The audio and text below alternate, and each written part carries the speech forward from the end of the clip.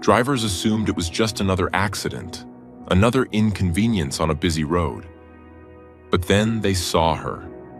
A bobcat, injured and bleeding, refusing to move despite the roar of engines all around. She wasn't acting like a predator. She was acting like a mother with everything to lose. When police and a wildlife rehabilitator arrived, they rushed the wounded cat to the sanctuary, where a shocking discovery during the exam sent everyone into panic mode. Because this bobcat wasn't crossing the highway by accident. She was running out of time, and Officer Reynolds knew he had to find a needle in a haystack before the sun went down. This is the story of a cop, a cat, and a desperate search through the Florida scrub. Before we start, hit the like button and make sure to subscribe if you haven't, and hit that notification bell so that you won't miss any new stories. The mid-morning sun in Clearwater, Florida does not forgive.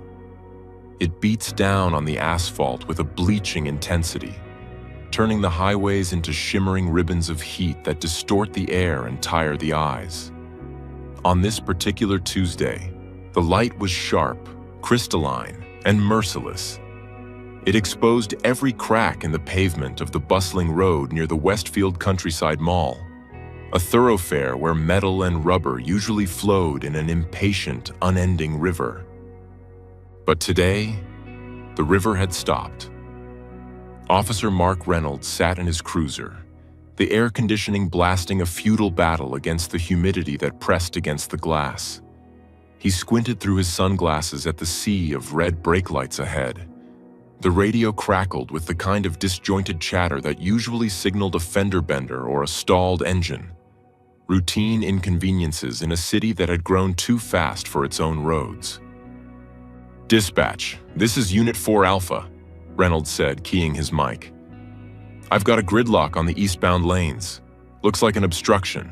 I'm moving to investigate." "Copy, 4 Alpha. Be advised, callers are reporting an animal in the roadway. Not a dog. Repeat, not a dog." Reynolds sighed, shifting his heavy utility belt as he opened the door. The heat hit him like a physical blow, smelling of exhaust fumes, melting tar, and the salty tang of the nearby Gulf. "Probably a gator," he muttered to himself. In Florida, it was usually a gator. He began to walk down the center line, weaving between the idle cars. Drivers had their windows down, phones out, craning their necks.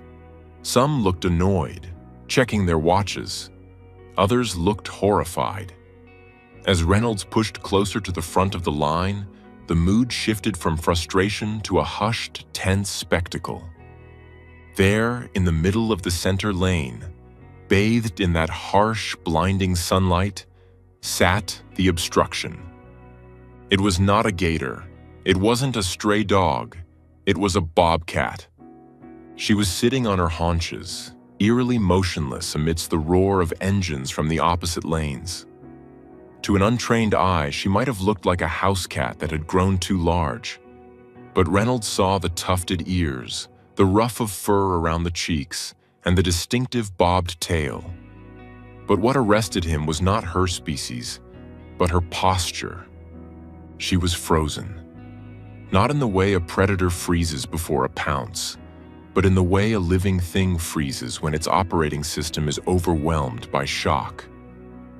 Reynolds slowed his approach, holding up a hand to signal the traffic to remain stopped. The bobcat turned her head toward him. Her eyes, wide and amber gold, held a look of profound confusion and defensive terror.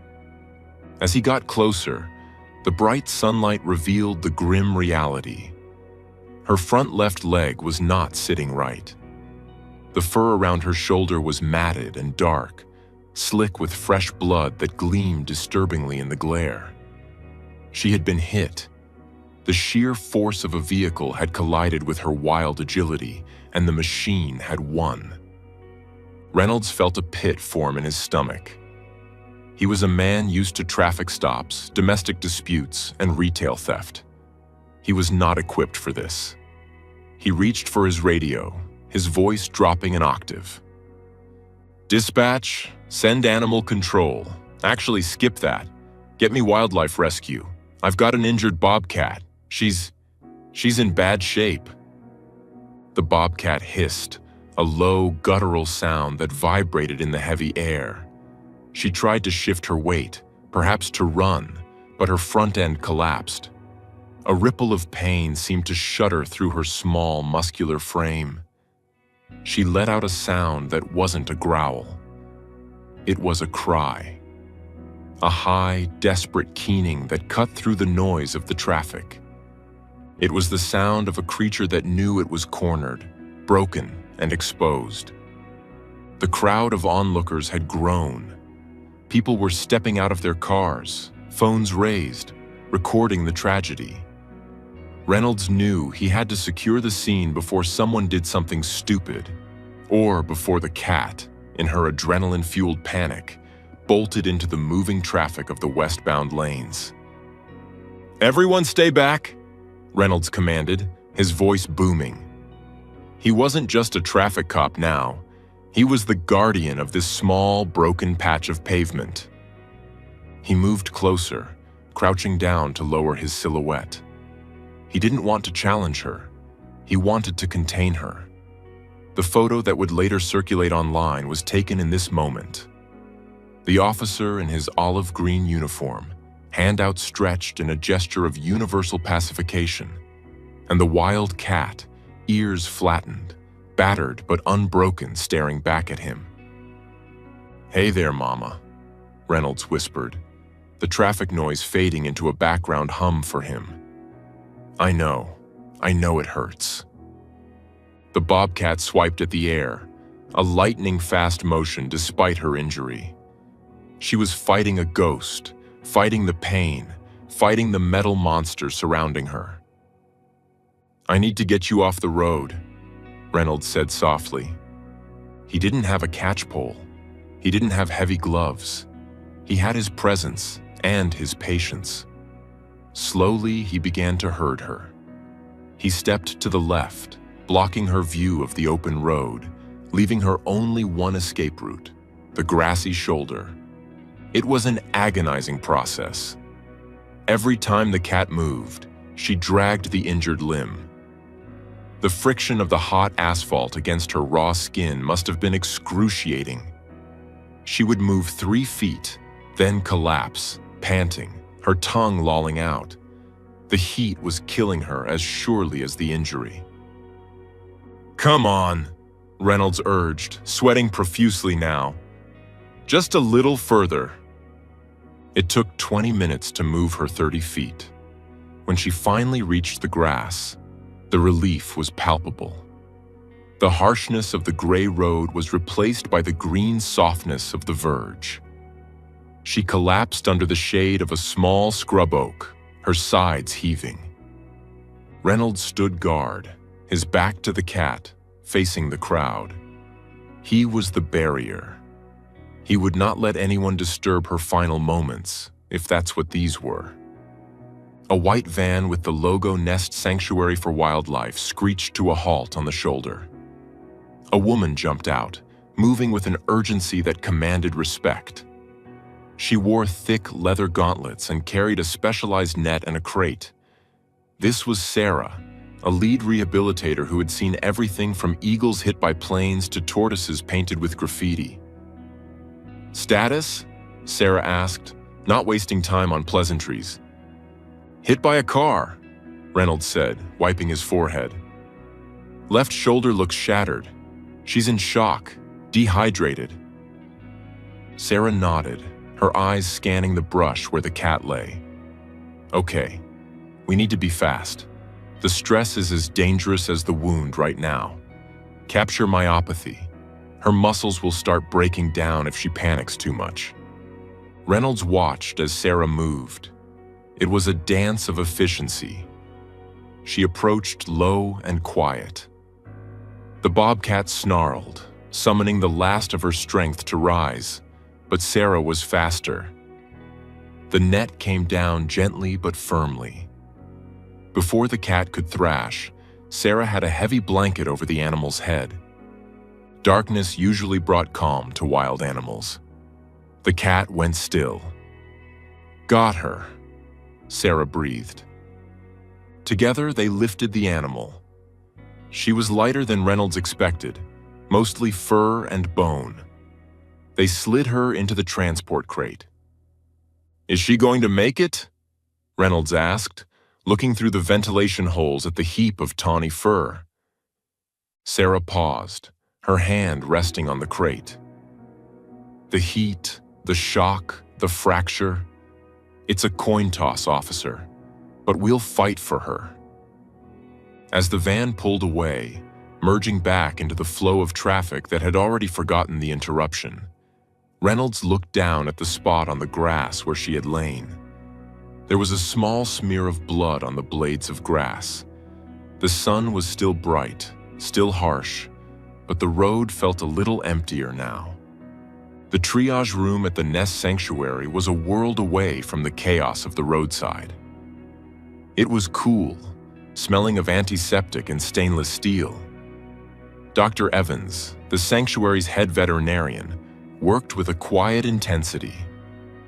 The Bobcat, now sedated, lay on the metal table. Without the snarl and the defensive posture, she looked small and vulnerable. Her breathing was shallow. "Temperature is 105, Sarah reported, reading the monitor. "She's hyperthermic from the struggle." "Get fluids running," Dr. Evans ordered. "Sub-Q to start. We can't find a vein with this blood pressure. Let's get radiographs of that shoulder." The digital X-ray machine buzzed. Moments later, the image appeared on the screen. It was a mess. The humerus, the large bone of the upper foreleg, was snapped cleanly in two, with several smaller fragments floating in the tissue. "Comminuted fracture," Dr. Evans noted, tracing the break on the screen. "Operable but difficult. She'll need a plate and screws. 6 weeks of cage rest, but..." He frowned, leaning closer to the animal. He moved his hands down the cat's torso, palpating her abdomen to check for internal bleeding. His hands stopped. He looked up at Sarah, his expression shifting from clinical focus to alarm. "Sarah," he said quietly, "look at this." He parted the fur on the bobcat's belly. The skin was shaved naturally by friction, the teats swollen and pink. "She's lactating," Sarah whispered, the color draining from her face. "She's nursing." The room went silent. The gravity of the situation shifted instantly. This wasn't just a rescue mission anymore. It was a race against time. "If she's lactating this heavily," Dr. Evans said, checking the milk production, "the kittens are young, maybe 4 or 5 weeks. They are entirely dependent on her." Sarah looked at the sedated mother.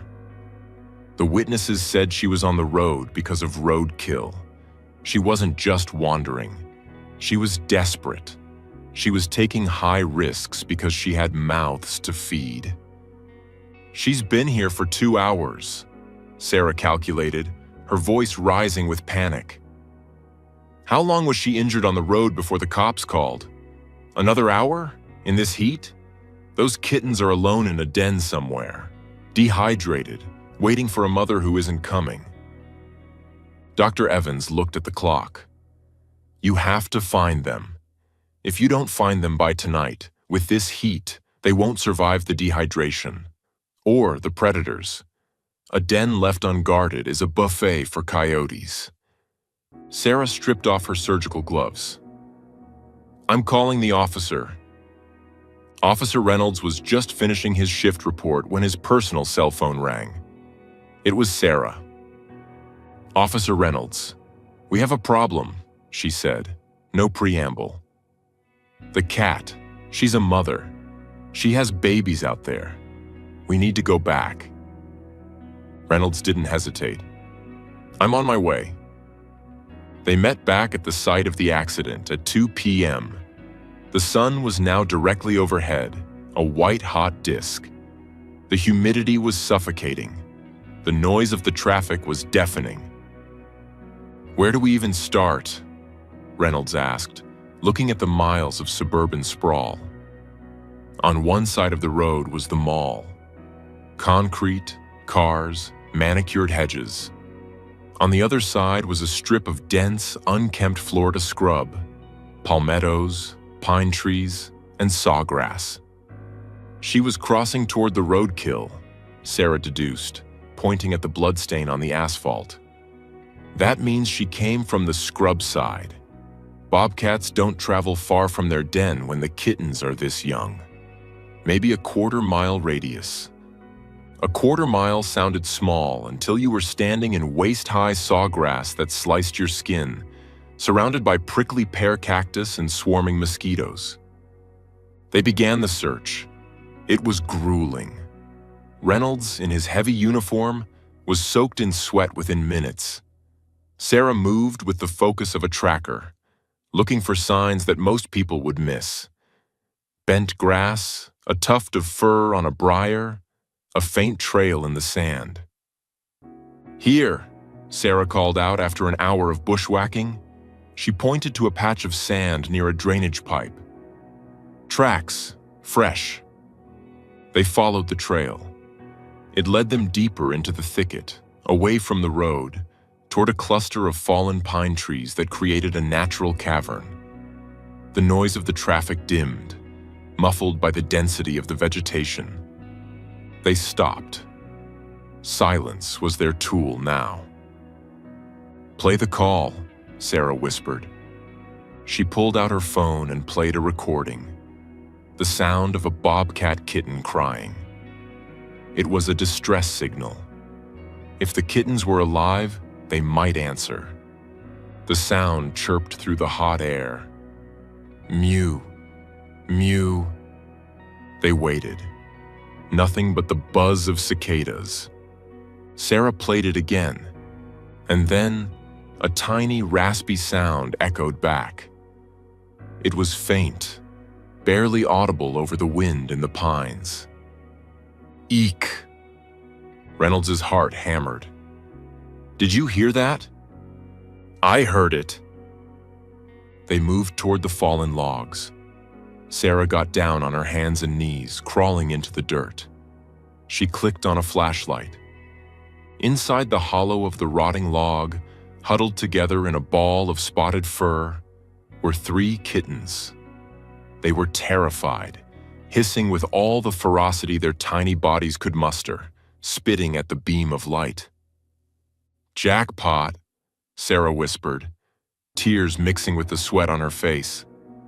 3 of them, eyes open, but still blue. They're about a month old. Getting them out was not easy. Despite their size, they were wild animals. Reynolds had to use his hat to scoop one up while Sarah grabbed the other 2.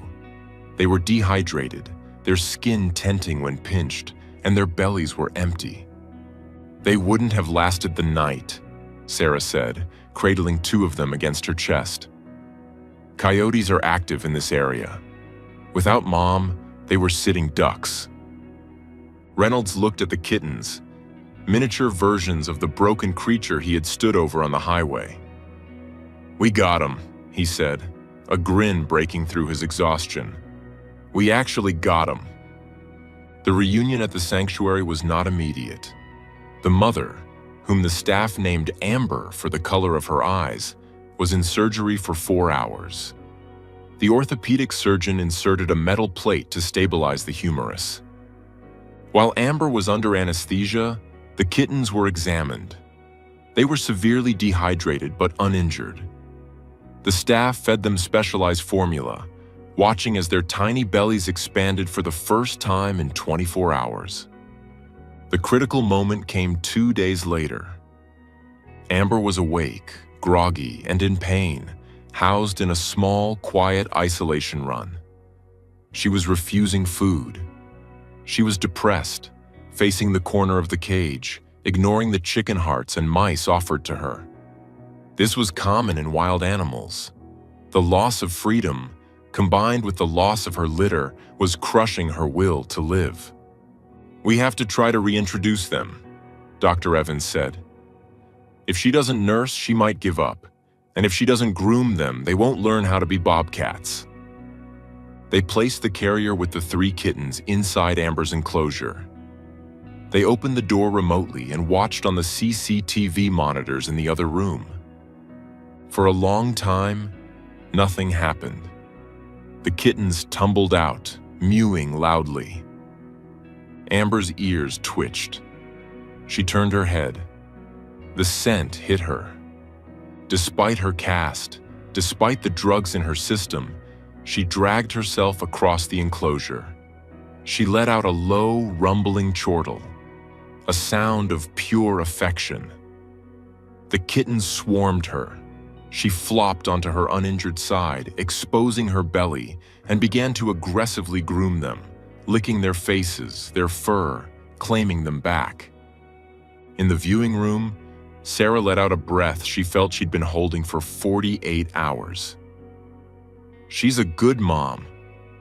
The rehabilitation process was a marathon. It took 4 months. Amber's leg healed slowly. The metal plate did its job, the bone knitting together. But the challenge was keeping them wild. The staff adhered to strict protocols. No talking around the enclosure. Ghillie suits for feeding times. Live prey introduced to teach the kittens hunting skills. Reynolds visited once a month. He couldn't go near the cage. Human habituation was the enemy. But he watched the CCTV footage.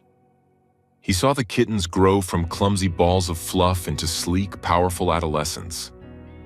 He saw Amber regain her agility, climbing the logs in the enclosure, testing the leg that had been shattered.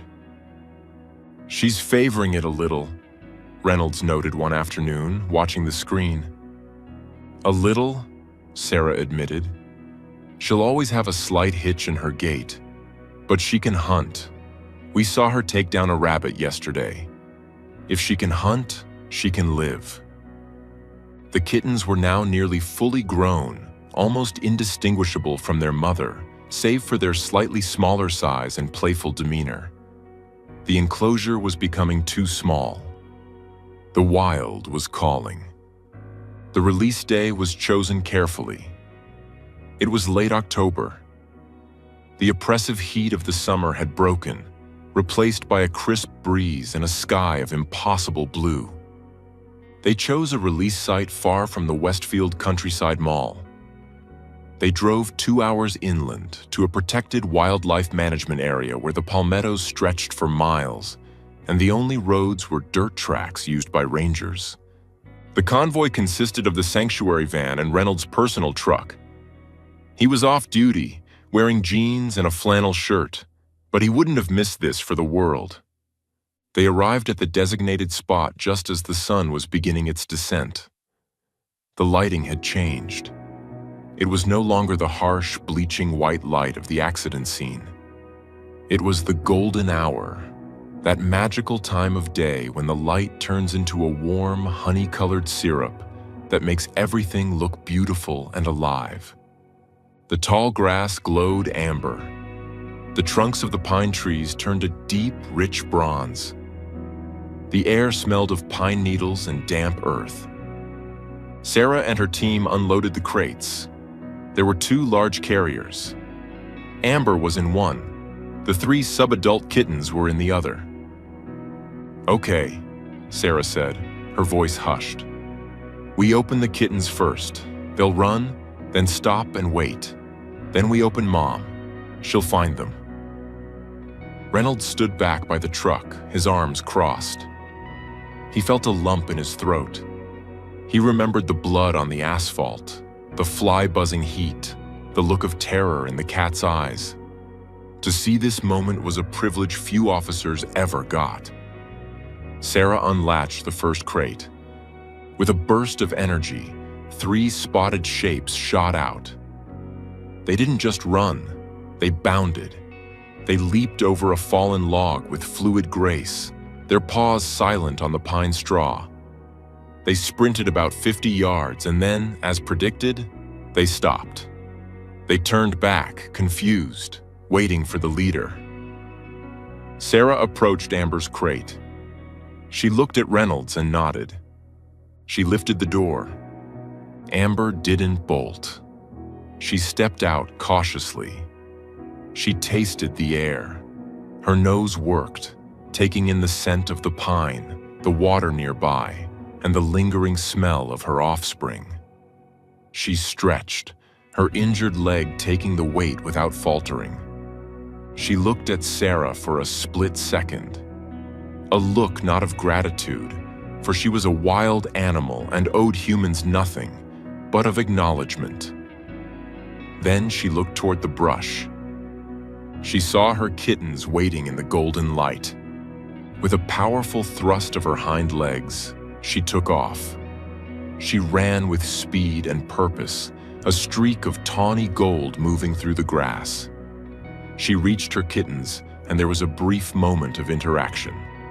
A touching of noses, a rubbing of heads, before she turned toward the deep woods. She led the way. The 3 young bobcats fell in line behind her. They moved into the sunset, their spotted coats blending perfectly with the dappled light of the forest floor. In seconds, they were gone. They had vanished into the landscape that was their birthright. Reynolds walked up to Sarah, who was wiping her eyes. "Not a bad day's work," he said softly. "No." Sarah smiled, watching the empty tree line. "Not a bad day at all." The sun dipped below the horizon, casting a warm, rosy glow over the world. The road back to the city was long, but for the first time in a long time, the weight on Officer Reynolds' shoulders felt a little lighter. He had seen the worst of what the human world could do to nature, but today, he had also seen the best. Life, against all odds, had found a way to continue. The circle was unbroken. And somewhere in the deep, warm woods, a family was home.